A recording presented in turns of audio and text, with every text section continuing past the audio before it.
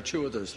Deputy Taoiseach, you appear to be insistent on proceeding with a review which nobody has any faith in into the IBRC scandal.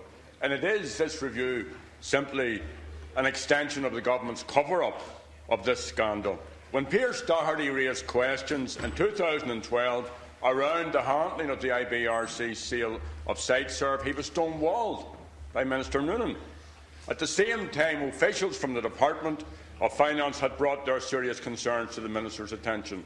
Now, why did Minister Noonan not reflect this in his written answers to Pearse Doherty? That was 3 years ago, and your government has been sitting on this issue for all this time. And I think this developing scandal is another indication of the toxic and continuing relationship between big business and political parties such as Fine Gael and Fianna Fáil. And citizens out there are watching, and they see the contrast between your attitude to the banks and to the political and business insiders, the Golden Circle, and they compare that to your treatment of ordinary citizens.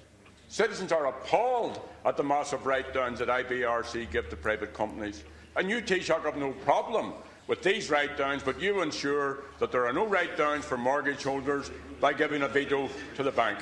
Now, last week, Taoiseach, you told the Dáil that you knew nothing about the reports of how the IBRC did its business and of the Department of Finance concerns about this. Taoiseach, when did Minister Noonan inform you about the deep concerns of the Department of Finance about Ceisteanna, the sale and other IBRC deals? Thank you.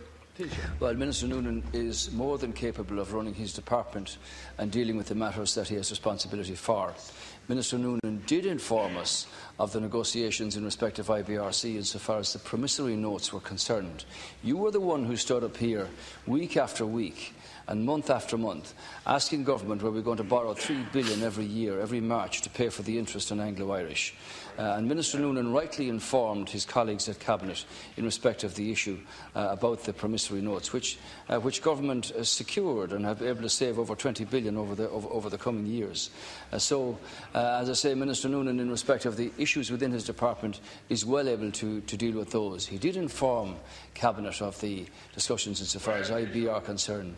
I don't have the date, but he kept us updated on the IBRC because the promissory notes went on for quite some time, as you're aware.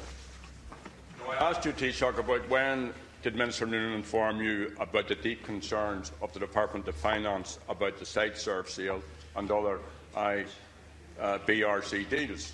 Last week you said you didn't know anything about this. Today you're now telling us, if I understand you properly, that this was brought to your attention and brought to the attention of the Cabinet. So that then begs the next question: what did you do about this? Because while you're voluntarily giving the impression that you're inquiring into these matters, the fact is you're blocking a genuine independent investigation, because we know, it's in the public record, that civil servants raised repeated and very serious concerns about the sale of Ceisteanna and other deals. Now, I don't know how much this cost, these transactions, but one can presume that they cost hundreds of millions of losses to the taxpayers. We can also presume that the insiders gained by hundreds of millions. And while all this was going on, a Ceisteanna subsidiary was granted the lucrative contract to install water meters, all in the same frame. Now, was that on the advice of the consultants that Phil Hogan gave $85 million of taxpayers' money to?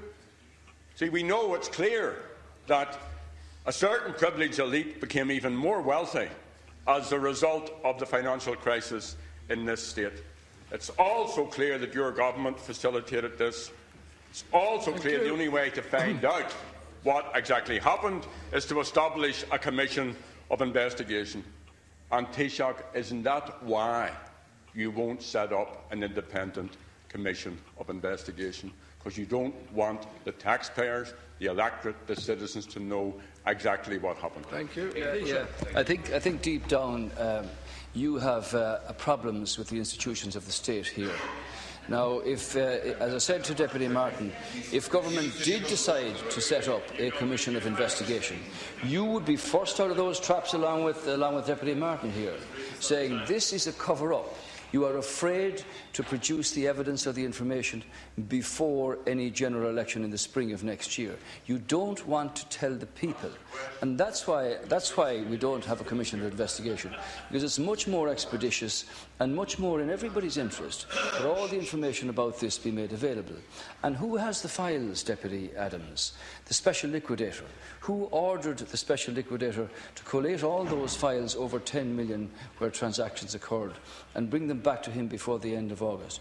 Who has said that, if necessary, the Public Accounts Committee, chaired by a member of the Fianna Fáil party, was no time for the leader or what they stand or don't stand for, to say I'll make a recommendation that there be an analysis of this by the gCeannairí's office.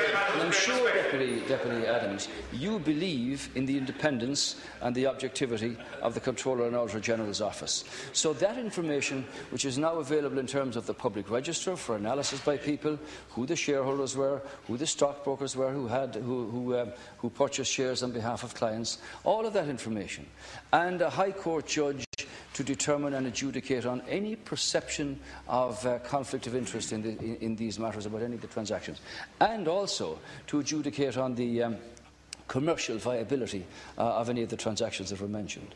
So of the 30 or so that I understand are over 10 million, Minister Noonan did not deal with those with me. He was dealing with the IBRC, the promissory notes, and he kept the Cabinet updated on that on a regular basis, and, as you know, was very successful in saving the taxpayer serious money over the next 10 years and in not requiring you to jump up here every week and keep asking questions about borrowing 3.1 billion to pay the interest rate on Anglo-Irish. Deputy Murphy. Corla. Outside the Ministry for Truth in George Orwell's 1984,